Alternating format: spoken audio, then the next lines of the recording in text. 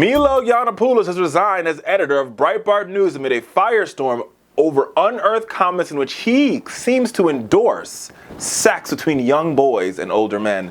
Yes, indeed, America, it is true. While the professional provocateur has made a living off deliberately offensive statements, his comments on two recently discovered video clips proves too much for his friends and colleagues at Breitbart. Yiannopoulos released a statement on Tuesday afternoon announcing his resignation just minutes before he was scheduled to have a press conference in Manhattan. Yes, indeed, America. So it's not that he was racist, because him being racist, not a big deal. Him being a misogynist, that's okay. Him sort of hating gay people, even though, I mean, look at him. There's a possibility. That was fine. But it's because he believed in pedophilia. That is when the conservative movement said, you know what, Milo? You've gone a little bit too far. Even though people on college campuses all across America have protested him for being a malignant maniac, it didn't bother the folks on the far right. They loved him anyway. Even though he said pretty much, without saying it, he said the N-word. But it didn't matter. The alt-right really loved him. Everybody loved him. Even our friends at CPAC were going to invite him to speak. But when they realized that he was a pedophile, America, that's when his offensiveness went a little bit too far. And on top of that, this offensiveness is what makes it so crazy, is that it cost him millions. Not only did he lose a book deal, but he also lost a $250,000 book advance from Simon & Schuster.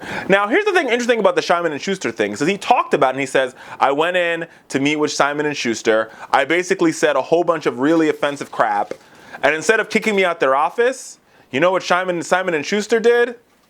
They gave him a $250,000 check and said, we want you to write a book.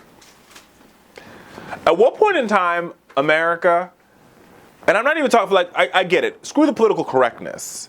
At what point in time does vile speech start to become offensive, or you get disgusted enough? So now the border is pedophilia. Because maybe rape isn't the border, because the President of the United States did say that he likes to grab women by the pussy, and you guys still elected him to be President of the United States. So clearly, America, for all those folks out there who are the Bible-thumping Christian conservatives, I ask you this one question. What would Jesus do? I can guarantee you Milo would not be a friend of Jesus Christ of Nazareth. Not even remotely. Right? Don't get me wrong. I think Jesus hung out with prostitutes and tax collectors. But Jesus would have a big problem with Milo. And here's why.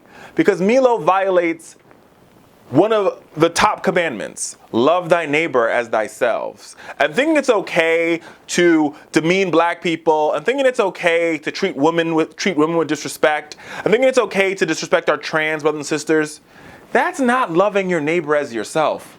That's actually rather the opposite. That's spitting on your neighbor and telling your neighbor, but still love me. I mean, that's the problem with the alt-right. Because the alt-right, who believes in this ideal of white supremacy, they're like, yes, we love Jesus. Jesus is great. Jesus is our savior. But we don't ascribe to what Jesus ascribed in. Because if you're my black neighbor, I'm more superior than you. And you should bow down to me. And I am higher than you. Even though Jesus said, all over the Bible, blessed are the meek. Blessed are the poor. It's easier for, he said, quote, it's easier for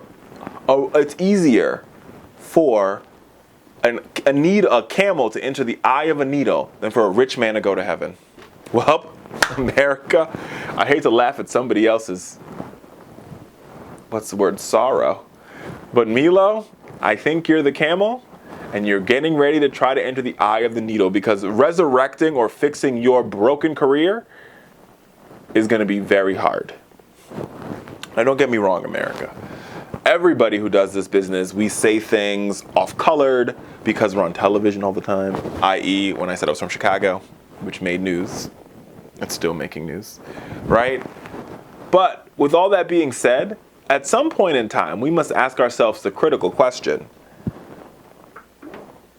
Where does a line stop when it comes to saying we will no longer allow these people to be representatives of our movement? Because even though CPAC is happening as while we tape this show, people at CPAC are still saying they want to hear Milo speak. And I'm like, so, let me get this straight. You guys hate gay people. No, excuse me, take that back.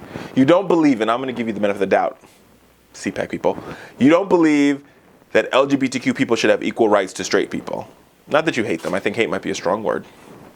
I'm giving benefit of the doubt. Right? You don't believe that. You don't believe a woman should have control over her uterus. No. That is for the state. You don't believe that trans people should pee where they want to pee. You don't believe any of that stuff. Not even remotely. Right? But you're okay with having somebody speak that believes that older men should sleep with little boys. Get your movement together, y'all.